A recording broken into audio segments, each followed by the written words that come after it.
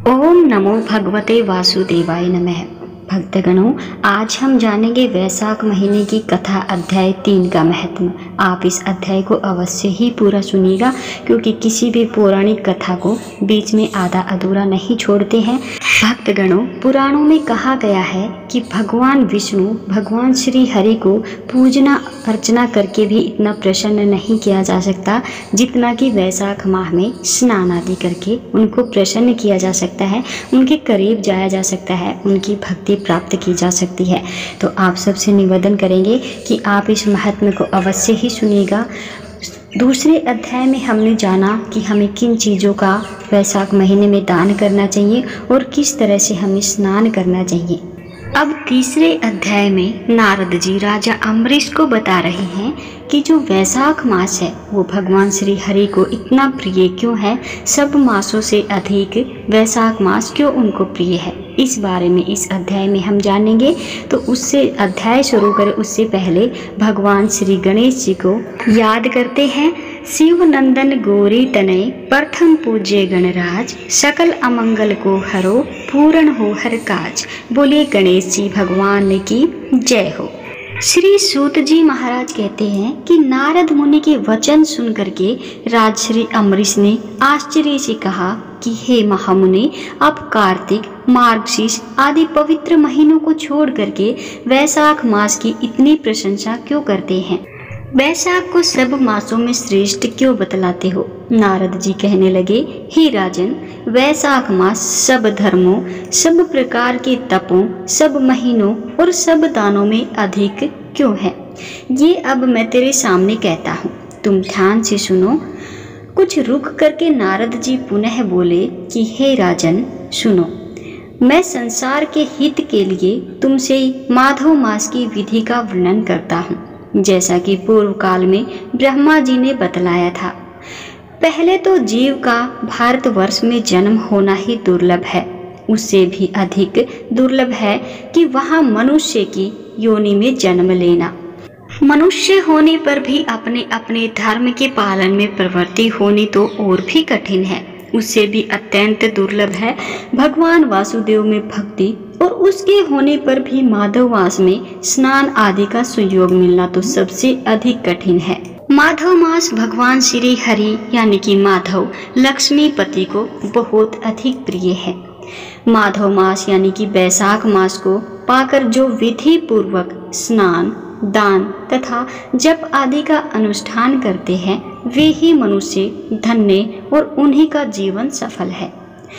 उन धर्मात्मा लोगों के दर्शन मात्र से पापियों के सभी पाप दूर हो जाते हैं। वैशाख मास की शुक्ल पक्ष की एकादशी से लेकर के पूर्णिमा तक अंतिम जो 5 दिन है, वे समूचे महीने के समान महत्व रखते हैं। हे राजेंद्र, जिन लोगों ने वैशाख मास में विभिन्न नियमों द्वारा मधु दैत्य के मारने वाले भगवान लक्ष्मीपति का पूजन कर लिया, उन्होंने अपने जन्म का फल पा लिया। भला कौन सी ऐसी अत्यंत दुर्लभ वस्तु है जो वैशाख में स्नान करने तथा विधि पूर्वक भगवान के पूजन से प्राप्त नहीं होती? जिन्होंने दान, होम, जप, तीर्थ में प्राण त्याग तथा संपूर्ण पापों का नाश करने वाले भगवान श्री नारायण का ध्यान नहीं किया, उन मनुष्यों का जन्म इस संसार में व्यर्थ ही समझना चाहिए। जो धन के रहते हुए भी कंजूसी करते हैं, दान आदि किए बिना ही मर जाते हैं, उसका धन व्यर्थ है। हे राजन, उत्तम कुल में जन्म, अच्छी मृत्यु, श्रेष्ठ भोग, सुख, दान करने में प्रसन्नता, उदारता तथा धैर्य, ये सब भगवान विष्णु की कृपा से ही प्राप्त होते हैं। भगवान नारायण की कृपा से ही मनोवांछित सिद्धियां मिलती हैं। जो कार्तिक में, माघ में तथा माधव को प्रिय लगने वाले वैशाख मास में स्नान करके भगवान लक्ष्मीपति की विशेष विधि के साथ भक्ति पूर्वक पूजा करता है और अपनी शक्ति के अनुसार दान देता है, वह मनुष्य इस लोक का सुख भोग करके अंत में श्री हरि के पद को प्राप्त होता है। हे राजन, जैसे सूर्योदय होने पर अंधेरा खत्म हो जाता है, वैसे ही उसी प्रकार वैशाख मास में प्रातः स्नान करने से अनेक जन्मों के पाप जो है नष्ट हो जाते हैं। यह बात ब्रह्मा जी ने मुझे बतलाई थी।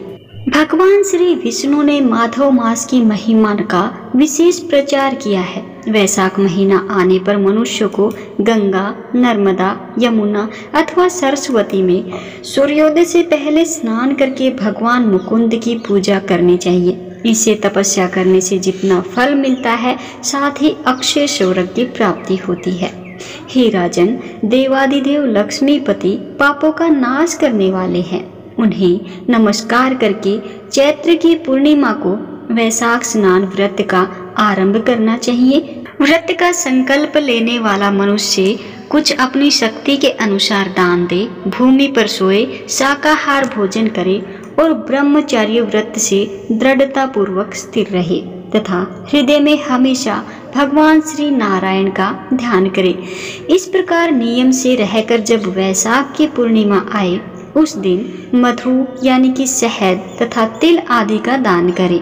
श्रेष्ठ ब्राह्मणों को भक्ति पूर्वक भोजन कराए, उन्हें दक्षिणा सहित गाय दान में दे तथा वैशाख स्नान के व्रत में जो कुछ भी गलती हुई हो उसकी माफी के लिए ब्राह्मणों से प्रार्थना करे। हे राजन, जिस प्रकार लक्ष्मी जी जगदीश्वर माधव की प्रिया है, उसी प्रकार माधव मास भी भगवान मधुसूदन को बहुत अधिक प्रिय है। इस तरह नियमों का पालन करते हुए 12 वर्षों तक वैशाख स्नान करके अंत में भगवान मधुसूदन की प्रसन्नता के लिए अपनी शक्ति के अनुसार व्रत का उद्यापन करे। हे राजा अम्बरीश, पूर्व काल में ब्रह्मा जी के मुख से मैंने जो कुछ भी सुना था, वह सब वैशाख मास का महात्म्य तुम्हें बता दिया है।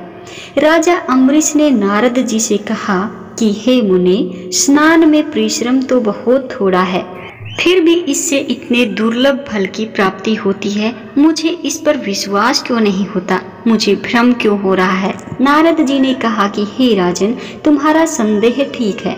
थोड़े से परिश्रम के द्वारा महान फल की प्राप्ति असंभव सी लगती है, पर इस पर भी विश्वास करो, क्योंकि यह ब्रह्मा जी की बताई हुई बात है। धर्म की गति सूक्ष्म होती है, उसे समझने में बड़े बड़े पुरुषों को भी कठिनाई होती है। श्री हरि की शक्ति समझना कठिन है, उनकी रचनाओं से विद्वानों को भी मोह हो जाता है। विश्वामित्र आदि क्षत्रिय थे, किंतु धर्म का अधिक अनुष्ठान करने के कारण वे ब्राह्मणत्व को प्राप्त हो गए। अतः धर्म की गति अत्यंत सूक्ष्म है। हे राजन, तुमने सुना होगा अजामिल अपनी धर्म पत्नी का परित्याग करके सदा पाप के मार्ग पर ही चलता था, तथापि मृत्यु के समय उसने केवल पुत्र के स्नेहवश नारायण कहकर पुकारा। पुत्र का चिंतन करके नारायण का नाम लिया, किंतु इतने से ही उसको अत्यंत दुर्लभ पद की प्राप्ति हुई। जैसे बिना इच्छा के भी यदि आग का स्पर्श किया जाए तो वह शरीर को जलाती ही है, उसी प्रकार किसी दूसरे निमित्त से भी यदि श्री गोविंद का नामोच्चारण किया जाए तो वह पाप राशि को भस्म कर डालता है। जीव विचित्र है, जीवों की भावनाएं विचित्र है, कर्म विचित्र है तथा कर्मों की शक्तियां भी विचित्र हैं। शास्त्रों में जिसका महान फल बताया गया हो वही कर्म महान है, फिर वह अल्प परिश्रम साधे हो या अधिक परिश्रम साधे। छोटी सी वस्तु से भी बड़ी वस्तु का नाश होता देखा जाता है। जरा सी चिंगारी से बड़े बड़े जंगल स्वाहा हो जाते हैं। जो श्री कृष्ण के भक्त हैं, उनके अनजाने में किए हुए हजारों हत्याओं को भी युक्त भयंकर पातक तथा चोरी आदि पाप भी नष्ट हो जाते हैं। हे वीर, हे राजन, जिसके हृदय में भगवान श्री विष्णु की भक्ति है, वह विद्वान पुरुष यदि थोड़ा सा भी पुण्य कर्म करता है तो वह अक्षय फल देने वाला होता है। अतः माधव मास में माधव की भक्ति पूर्वक आराधना करने से मनुष्य अपनी सभी मनोवांछित कामनाओं को पा लेता है, प्राप्त कर लेता है।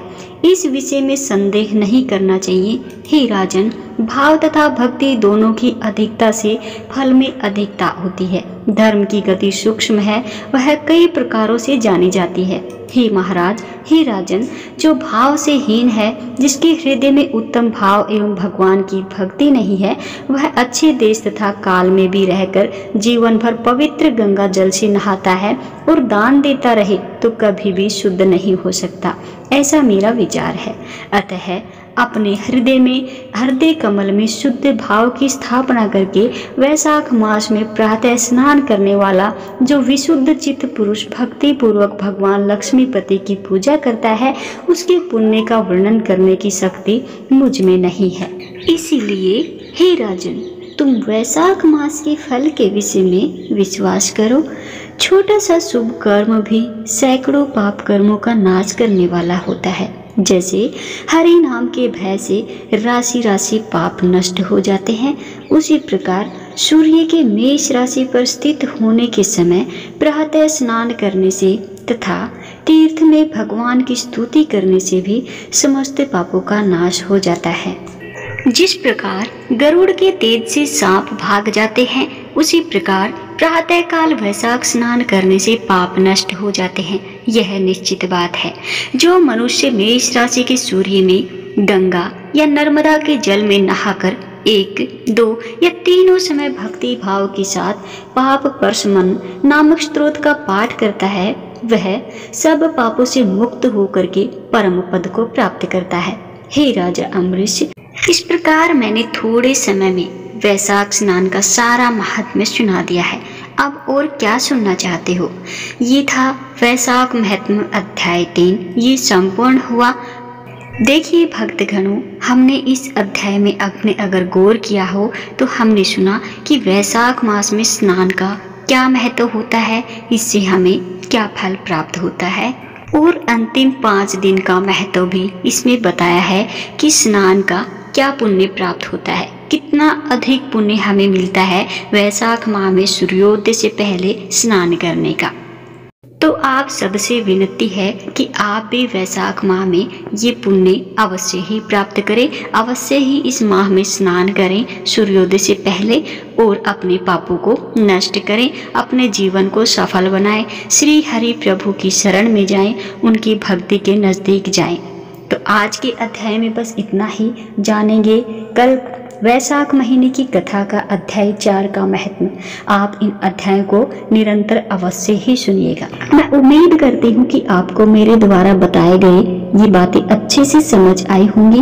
अगर वीडियो अच्छी लगी हो, बातें अच्छे से समझ पाए हों, तो वीडियो को अन्य लोगों के साथ भी शेयर कीजिएगा, लाइक कीजिएगा और कमेंट बॉक्स में जय श्री हरि की हाजिरी लगाना बिल्कुल भी मत भूलिएगा। तो आज की वीडियो में बस इतना ही। मिलेंगे आपसे कल एक और नई वीडियो में। तब तक के लिए सभी भक्तगणों को जय श्री हरि, जय मां लक्ष्मी।